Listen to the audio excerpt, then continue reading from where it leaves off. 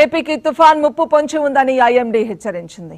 ఆగ్నేయ బంగాళాఖాతంలో అల్పపీడనం కొనసాగుతోంది. ఇది పశ్చిమ వాయువ్య దిశగా నెమ్మదిగా కదులుతోంది. ఇవాళ వాయుగుండంగా, రేపటికి తీవ్ర వాయుగుండంగా రూపాంతరం చెందే అవకాశం ఉందని వెల్లడించింది. ఇక సోమవారం నాటికి నైరుతి, పశ్చిమ మధ్య బంగాళాఖాతంలో తుఫానుగా బలపడుతుందని అంచనా వేసింది.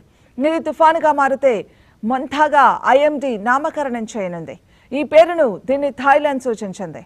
తుఫాన్గా మారిన తర్వాత ఏపీలోని ఏదో ఒక చోట తీరం దాటే అవకాశం ఉన్నట్లు వాతావరణ శాఖ అంచనాలను బట్టి తెలుస్తోంది. దీంతో రాష్ట్రానికి రెడ్ అలర్ట్ ప్రకటించింది వాతావరణ శాఖ. అక్టోబర్ 26, 27, 28, 29వ తేదీల్లో భారీ నుంచి అతి భారీ వర్షాలు కురిసే అవకాశం ఉందని అధికారులు చెబుతున్నారు. ఈ నెల 28న అర్ధరాత్రి లేదా 29 తెల్లవారుజామున మంతా తుఫాన్ తీరం దాటే అవకాశం ఉందని అంచనా వేస్తున్నారు. ఏడాది వచ్చే అన్ని తుఫానుల్లో అత్యంత బలమైన తుఫాన్ ఇదే కావడంతో అప్రమత్తంగా ఉండాలంటున్నారు.